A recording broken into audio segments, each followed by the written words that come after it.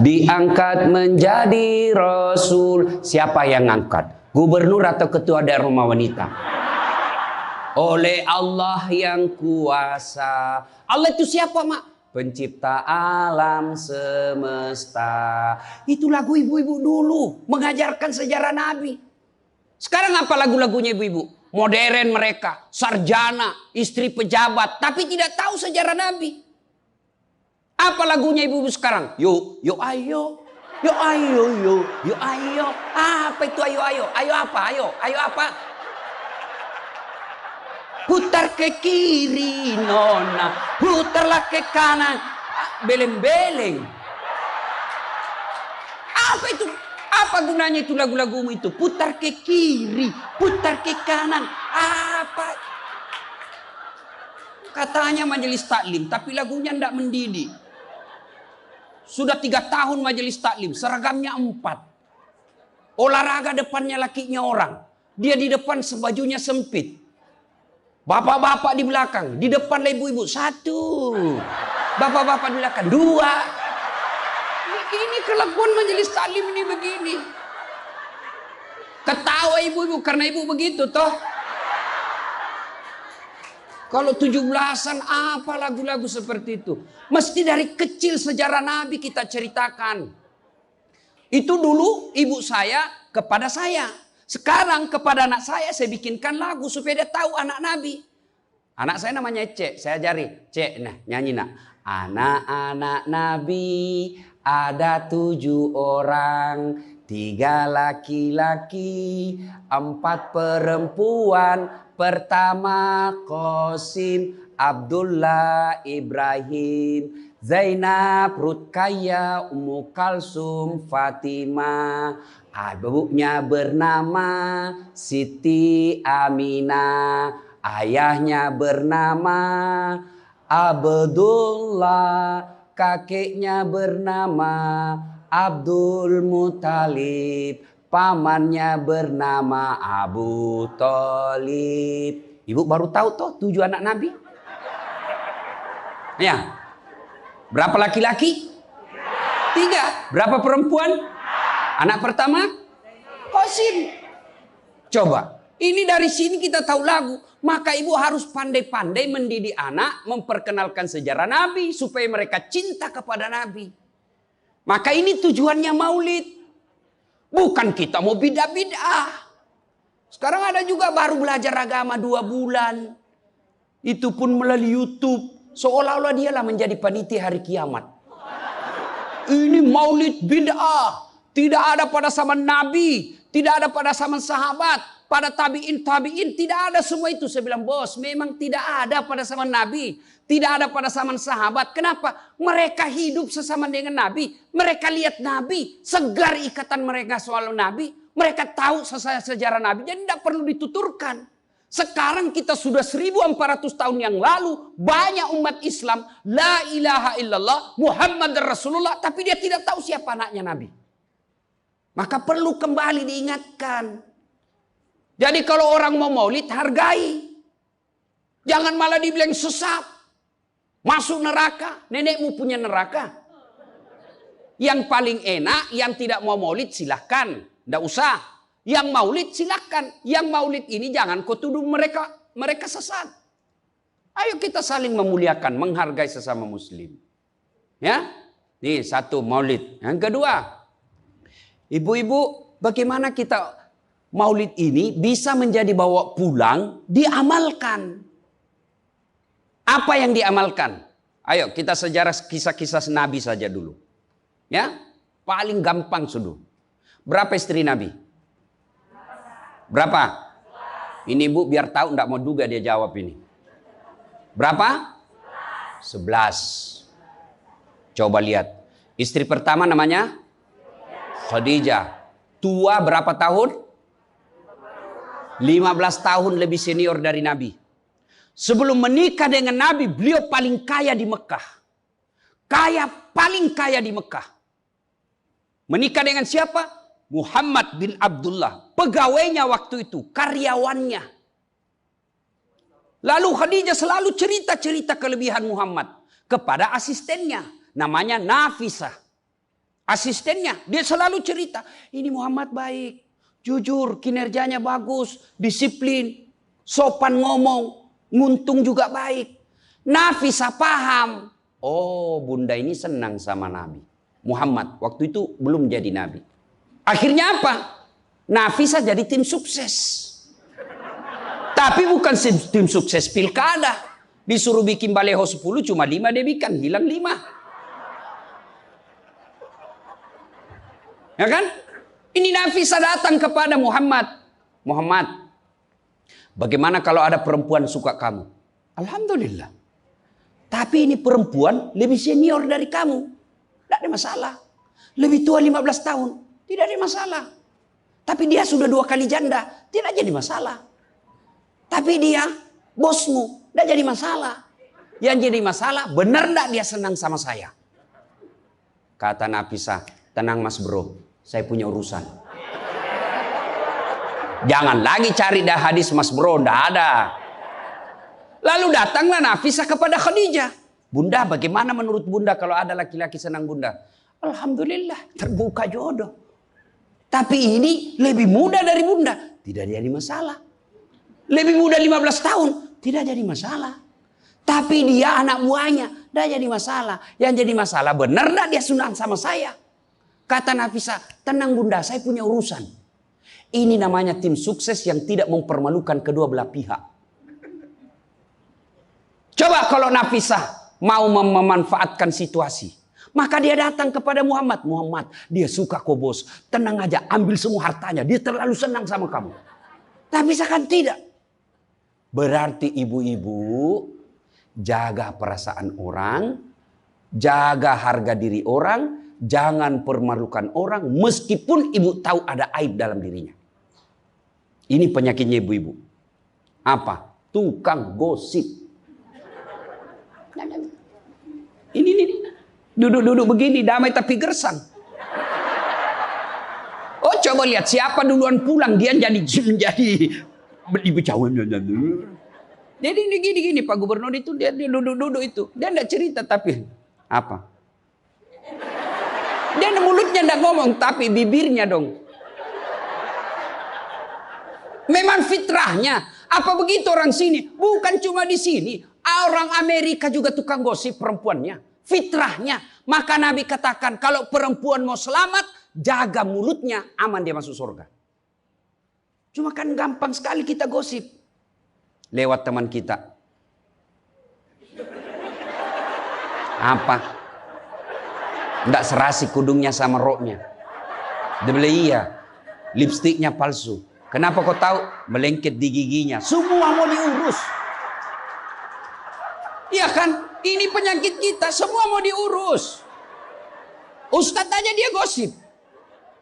Itu juga bajunya waktu di YouTube. Saya dengar tadi dilewat tadi saya dengar. Itu juga bajunya waktu di YouTube. Astagfirullah. Inilah penyakit ibu-ibu. Ibu. Mau gampang masuk surga? Ketika Nabi Isra Mi'raj kan dibawa jalan-jalan masuk surga. Subhanallah. Alhamdulillah. Banyak perempuan dalam surga. Begitu Nabi dibawa lihat neraka. Nauzubillah min zalik. Ya Allah ampuni hambamu. Ya Allah ampuni umatku. Ya Allah. Kenapa? Perempuan ternyata lebih banyak dalam neraka. Ditanya kenapa bisa begitu? Ada 2 kelemahan perempuan. 1, tidak mampu menjaga suaminya. Tidak mampu mengurus suaminya. Dan yang kedua tidak mampu menjaga lisannya. Jadi kalau ibu mampu menjaga lisan, aman. Itulah gunanya masker. Supaya ibu semua mau diurusin. Iya kan penyakit kita. Ya, Bu. Maka bertanyalah ibu-ibu di Makassar. Ustadz yang saya cerita ini kan benar. Memang begitu sifatnya Ustadz. Itulah benarnya namanya ghibah. Tidak boleh kita cerita kejelekan orang. Kalau dia salah yang ibu cerita namanya fitnah. Tidak ada jalan. Ayuhibbu ahadukum kata Allah. Sukakah kamu memakan bangkai sesamamu manusia? Maka berhenti cerita kejelekan orang. Jadi gimana solusinya Ustaz? Ketika datang orang cerita. Bu katanya Nauzubillah min zalik. Kita berlindung kepada Allah dari keburukan itu, Bu. Belum tentu suami kita lebih baik dari dia. Berhenti itu. Cuma kan enggak kita. Yang memang enggak tahu persoalan. Biar enggak tahu persoalan. Ikut campur. Ibu kalau suka ikut campur bikin urusannya ibu, nanti takdirnya seperti tauge. Tahu tauge? Tahu tauge? Coba lihat tauge, Bu. Kita bikin soto Banjar, ada. Pecel, sayur, lemper, ada. Ada tuh kalau di Makassar ada lemper. Ayo, maka karena dia selalu ikut campur, Allah takdirkan semua tauge bengkok. Dah ada lurus toh? Maka kalau ada ibu-ibu majelis begini kumpul, teriaki saja, pagi-pagi toge nih ya. Ini penyakit perempuan. Maka ini gunanya kita peringati maulid supaya ibu-ibu pulang berhenti cerita kejelekan orang. Tidak ada gunanya, menghabiskan amal-amal kita. Nabi pernah kumpul para sahabat dan bertanya, atadruna manil muflis? Saudara-saudara sekalian, kau tahu siapa yang bangkrut nanti di akhirat? Mereka tidak sholat ya Rasul, dia sholat. Yang tidak puasa ya Rasul, dia puasa. Yang tidak haji ya Rasul, dia haji. Yang tidak bayar zakat ya Rasul, dia zakat sedekah. Kalau begitu siapa yang bangkrut ya Rasul? Jarusu wa khati'ur rahim. Tetangga yang jahat sama tetangganya dan yang suka memutuskan tali persaudaraan. Dan salah satu jahat sama tetangga dan memutuskan tali persaudaraan adalah mereka suka menceritakan kejelekan orang. Adakah orang yang senang dicerita kejelekannya? Ada? Ada? Ada ibu? Lalu untuk apa kita cerita orang? Rajin betul istrinya majelis taklim. Baik betul itu istrinya. Tapi kasihan suaminya selingkuh kiri kanan. Lalu apa untungnya ibu cerita? Ibu? Hei. Hei. Nah, satu. Pulang pengajian. Tinggalkan gosip. Dua, Rasulullah setelah menikah dengan Khadijah, usia 40 tahun, Nabi dilantik menjadi Rasul. Pulanglah beliau, 3 hari 3 malam di atas Gua Hira. Pulang menggigil. Dia ketuk pintu. Masuklah Nabi, kedinginan. Lalu Nabi berkata, istriku selimuti saya kedinginan. Kira-kira kalau ibu-ibu, apa jawaban ibu? 3 hari 3 malam suami tidak ada kabar. Di WhatsApp tidak dibaca. Di telepon di reject. Tiba-tiba datang kedinginan, Bu. Selimuti saya, Bu. Apa jawaban ibu? Apa ibu selimuti? Enggak, diinterogasinya suaminya. Mana HP-mu? Dari mana kau ini kedinginan? Iya toh? Tapi Khadijah tidak. Khadijah tidak pernah sangka buruk kepada suaminya. Apa kata Khadijah? Sami'na wa ata'na. Hikmah yang kedua buat ibu-ibu, sangka baiklah kepada suami. Demi Allah, tidak ada kebahagiaan rumah tangga yang dipenuhi dengan sangka buruk. Ibu mau bahagia dengan suami? Mau? Hilangkan sakwa sangka, hilangkan sangka buruk. Telepon suami tidak dijawab pagi-pagi, sangka baik. Oh, berarti suami saya lagi sholat duha. 1 jam kemudian ditelepon, belum dijawab juga. Oh, berarti suamiku lagi meeting dengan gubernur. Telepon lagi siang-siang tidak jawab. Oh, berarti suamiku lagi sholat berjamaah di masjid. Sore ditelepon tidak dijawab-jawab. Oh, berarti suamiku dia lupa handphonenya. Tiba-tiba sore masuk WhatsApp teman kita. Saya lihat suamimu bonceng cewek. Cantik betul. Oh, berarti suami saya lagi nge-grab.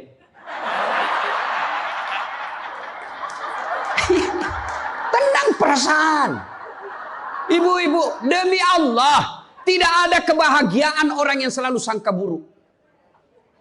Suami enak-enak kerja. Hanya tidak dijawab telepon. Ibu tidak bisa tenang di rumah. Sangka baik. Orang yang sangka baik, rumah tangganya pasti tidak bisa bahagia. Saya kasih contoh. Kasih contoh ibu. Suami istri 7 tahun tidak punya anak. Di tahun ke-8 dia pergi ke ahli kandungan, periksa istrinya. Wih, alhamdulillah, kata dokter, ibu sudah terlambat 2 bulan. Senang betul. Dia teleponlah suaminya, Pak, alhamdulillah hasil pemeriksaan saya sudah terlambat 2 bulan.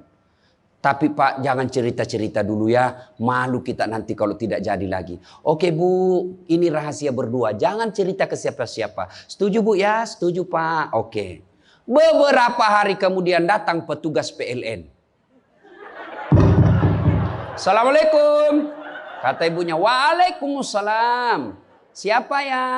Saya Bu, saya siapa? Petugas PLN. Oh kenapa Pak? Ibu terlambat 2 bulan. Wih. Kenapa dia bisa tahu saya terlambat 2 bulan? Wah, dia mulai curiga sama suaminya. Pasti kelakuannya lagi nih si gendut ini. Kan suaminya gendut. Pasti kelakuannya ini si gendut ini. Pulang suaminya capek. Di jalan macet, kehujanan, baru buka pintu. Memang kau pembohong gendut. Apalagi ini pembohong. Orang capek, pembohong gendut. Apa? Kenapa itu PLN tahu saya terlambat 2 bulan? Pasti kau yang cerita. Bukan saya. Kenapa? Wah, suaminya juga marah digendut-gendutin. Dia datang ke PLN. Ada apa kau tahu istriku terlambat 2 bulan? Dia bilang ini ada catatannya Pak. Kau hapus ini. Ya boleh Pak, tapi Bapak bayar dulu.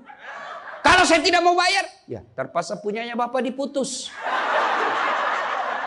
Kalau punya aku diputus, apa dia pakai istri saya di rumah? Dia terpaksa pakai lilin.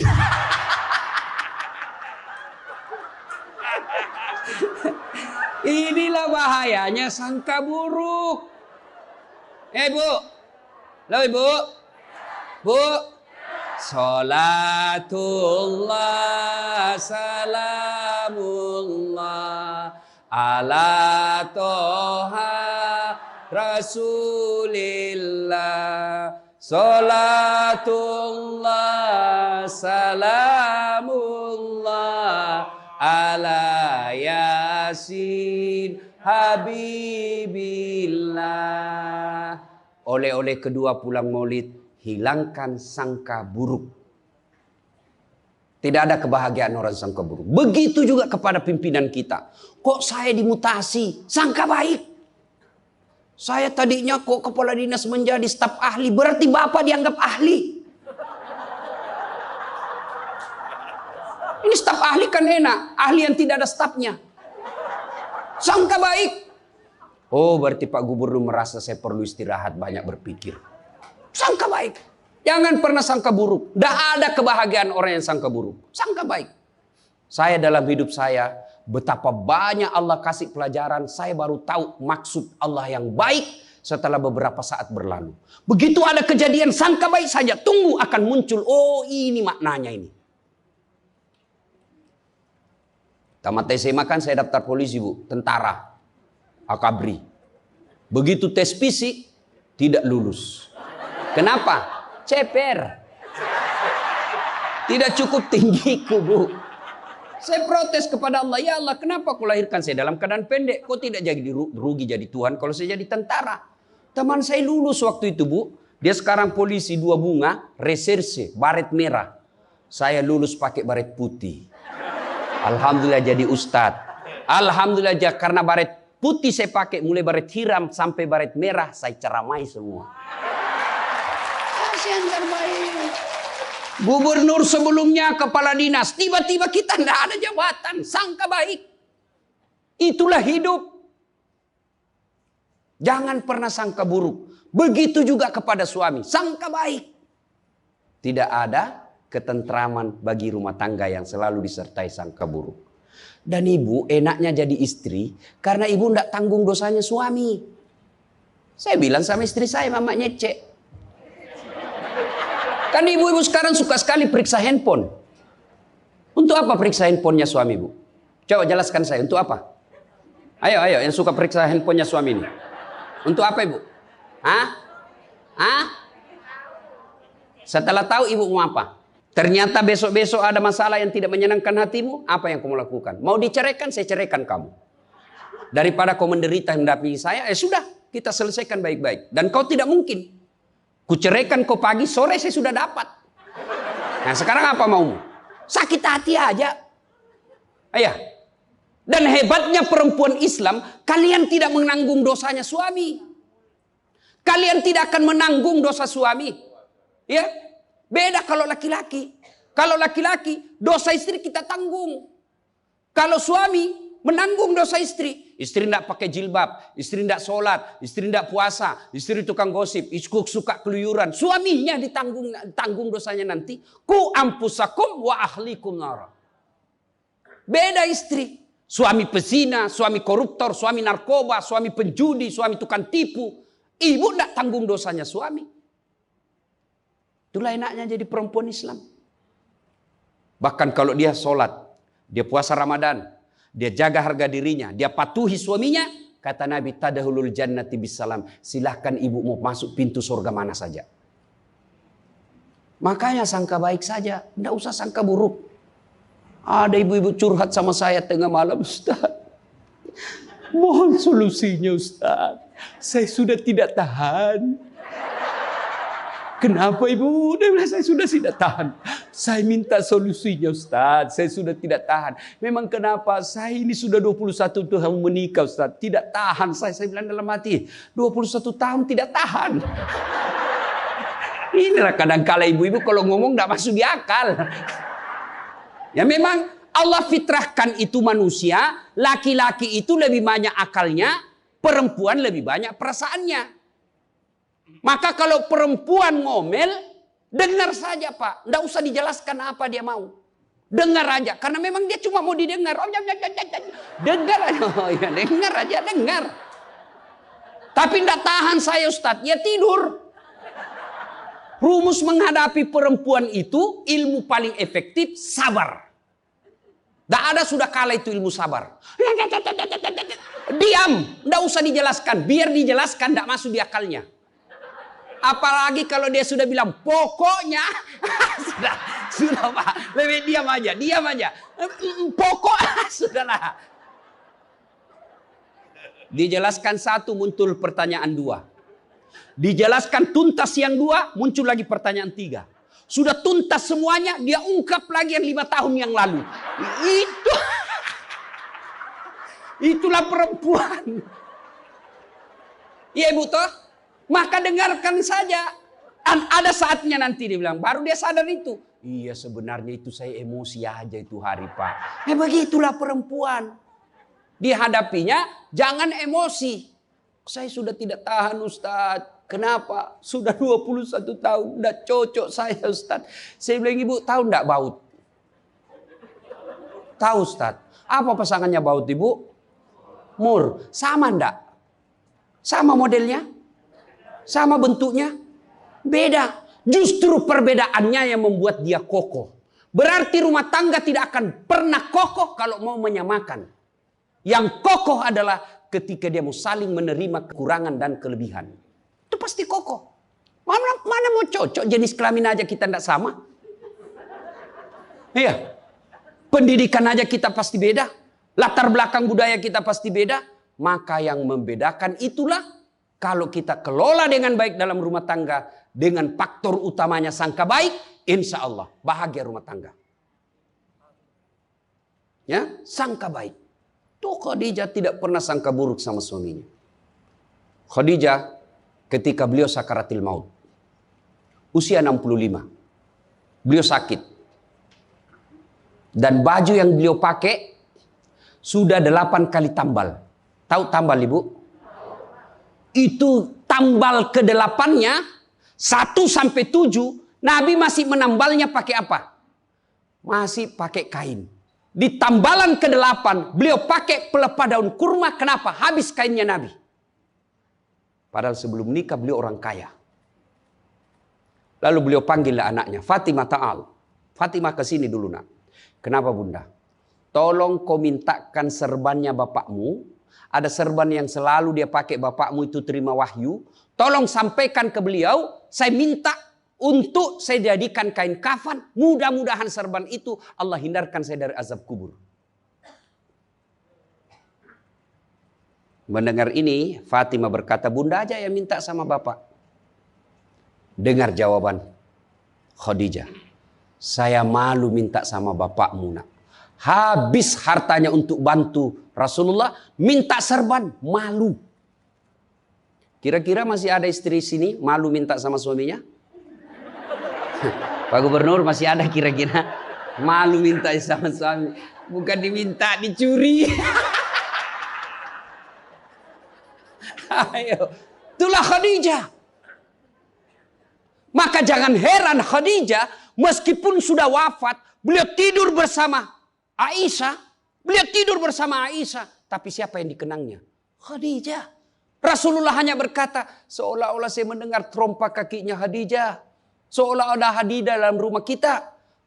Aisyah cemburu. Ya Rasulullah, ada apa sih kelebihan Khadijah? Khadijah sudah wafat. Kau nikahi 2 kali janda. Lebih tua dari kamu. Kenapa Khadijah terus? Dengar jawaban Nabi.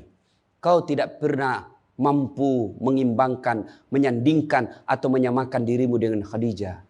Ketika tidak ada orang percaya kepadaku, Khadijah orang pertama yang percaya ke Rasulanku. Ketika orang memboikot saya tidak boleh bertransaksi ekonomi kepada Muhammad, hartanya habis untuk membantu perjuangan dakwah. Maka jangan heran Rasulullah sangat mencintai Khadijah. Jadi kalau ibu mau dicintai suami lahir batin, jadilah seperti Khadijah. Bukan karena cantiknya, bukan karena kayanya, tapi kebersihan hatinya Khadijah. Kita itu laki-laki kan tergantung perempuannya. Kalau perempuannya baik, akhlaknya baik, tidak mungkin tergoda suami. Ibu mau? Suami tidak macam-macam mikirnya. 3 aja resepnya. Pegang ini, kau kuasai suamimu. 1, buat matanya senang. Artinya apa? Ibu penampilan cantiklah di depan suami. Kalau suami senang selalu pakai baju merah, pakai itu baju merah tiap hari.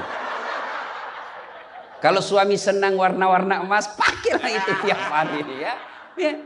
Tapi saya tidak senang warna begini Ustaz. Bukan untuk ibu, tapi untuk menyenangkan suami. Dandannya seorang istri, menyenangkan hati suami. Itu ibadah buat seorang wanita. Yang kedua, buat perutnya senang. Bagaimana caranya? Bikinlah masakan kesenangan suami. Kalau tidak bisa tiap minggu, sekali sebulan. Ketika terima gajinya suami, terima honornya suami, ya WhatsApp suami, SMS suami, telepon suami. Bang, jangan makan di luar hari ini. Hari ini saya masak spesial buat abang. Masakan kesenangan saya sudah siapkan di rumah bang. Aman bang, jangan makan di luar. Ini hari spesial buat abang. Senang kita jadi suami. Itu saya kalau terima SMS WhatsApp begitu, mamanya C di rumah dia goreng baru dia kirim. Rasanya kita mau cepat pulang. Ibu pernah WhatsApp suaminya begitu? Paling di WhatsApp, bang jangan lupa singgah beli telur. Bang habis gas.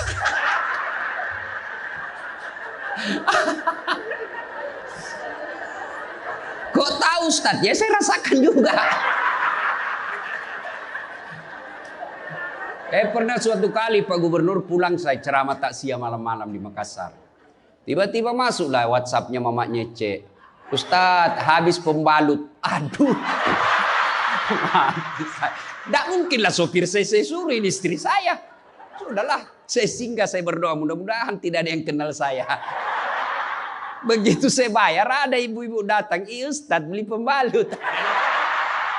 Saya jengkel langsung saya balik. Biar daripada saya melahirkan udah. Tenang perasaan.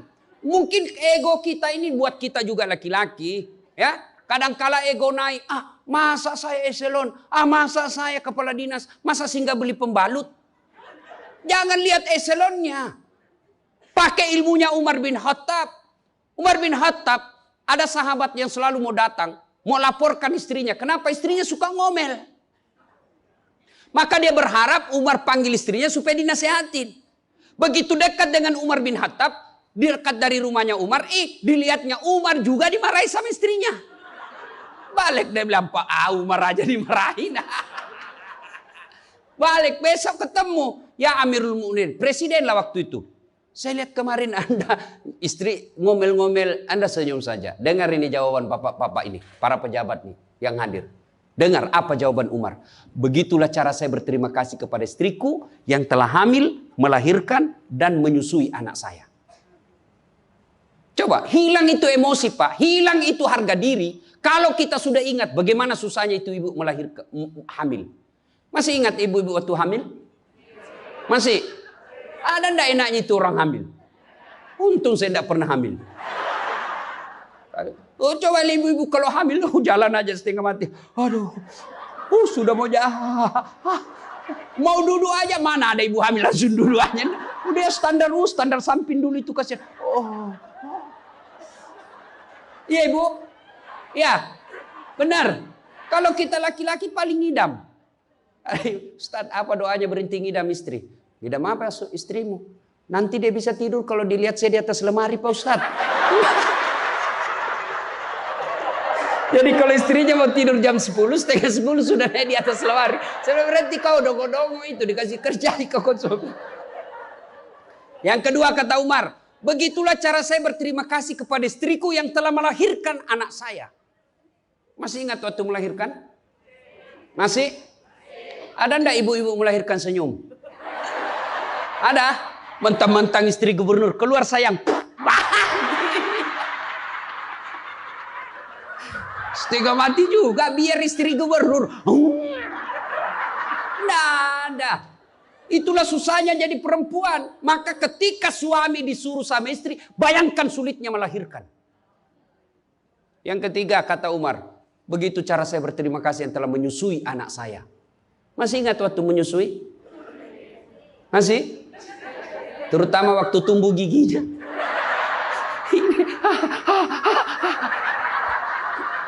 Masih ingat tak?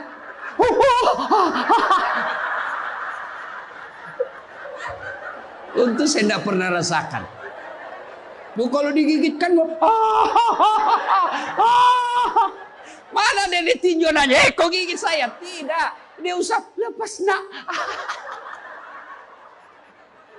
Iya ibu, iya. Siang anaknya, malam.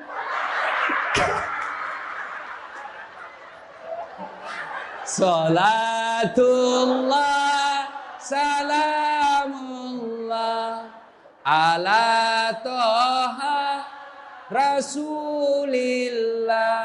Salatullah salamullah ala yasin.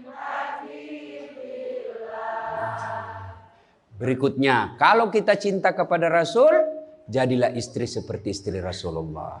Nah, tentu bertanya kita, itu bapak-bapak mau punya istri seperti istri Rasul? Pak Gubernur pasti mau. Kita punya mau istri seperti Khadijah. Tapi pertanyaannya, sudahkah kita seperti Rasulullah? Tenang ibu-ibu, saya bela ibu-ibu hari ini. Tenang. Nah, kita mau seperti Khadijah, tapi kelakuan kita seperti Abu Jahal. Pembohong kiri kanan. Suami istri minta duit tidak pernah ada. Benar tidak ada, habis biar baunya tidak ada lagi. Giliran selingkuhannya minta, gampang deh, tunggu aja 5 menit. Ya, Rasulullah coba begitu memuliakan istri, beliau tidak pernah kusam rambutnya di depan istrinya. Coba itu, buka itu Barasanji sejarahnya. Rasulullah beliau yang bersihkan tempat tidurnya. Beliau yang tambal bajunya ketika robek. Beliau sediakan sarapan. Itu Rasul, manusia pilihan. Namanya selalu digandengkan dengan namanya Allah. Tidak malu, bahkan rela ikhlas membantu pekerjaan rumah tangga istrinya. Untuk meringankan kerjaan istri. Kita baru Satpol PP. Satpol PP. Apa Satpol PP? Polisi setengah. Baru pegawai honor, macam-macam ceritanya. Tidak ada kehinaan bagi laki-laki yang memuliakan istrinya. Tidak ada kehinaan suami yang membantu pekerjaan istrinya. Rasulullah mencontohkan itu. Beliau kalau keluar rumah sudah ada sisir. Masuk ke kamar rapi baru keluar.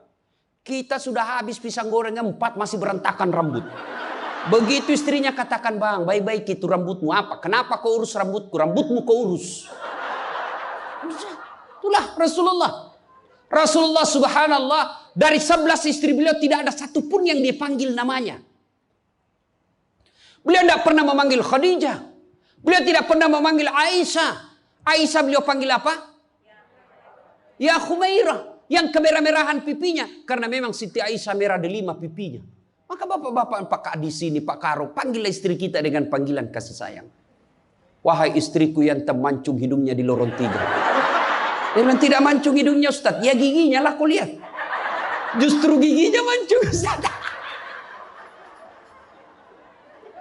Jangan terlalu jujur. Mentang-mentang istri kita hitam panggil Tam. Hitam. Apa kata istri kita? Apa PC? Masa suami istri? Katanya Islam itu agama yang paling paripurna. Kok kita saling PC hitam? Ya, Rasulullah beliau kalau minum bersama istri beliau, kalau beliau minum gini. Bismillahirrahmanirrahim. Hebatnya Rasul. Kalau beliau minum, 1 teguk dikasih lagi istrinya. Minum lagi.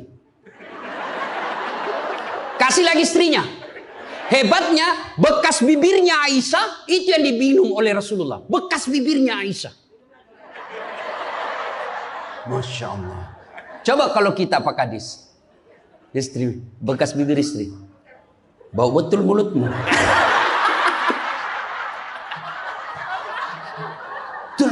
Maka kalau ibu bapak mencontoh Rasulullah, maka rumah tangga pasti bahagia.